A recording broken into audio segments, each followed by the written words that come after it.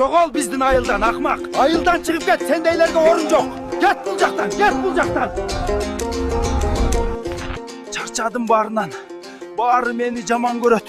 Айылға батпай қалдым. Маймыл болып қалсам менде эмне күнөө? Тоқойма бар өле жашайт окшойм. Жашоону башынан баштайм. Блогер болом. Көп акча табам. Тоқойға келдім. Өзіме үй құрып атам, мен инстаграмыма жазылып қойғыла, мені көріп тұрғыла. Достар, өзіңөр көргөндөй, айылдан қуылып кеттім, азыр өзімді қолға алдым. Мен жақында таптақыр башқача маймыл болом.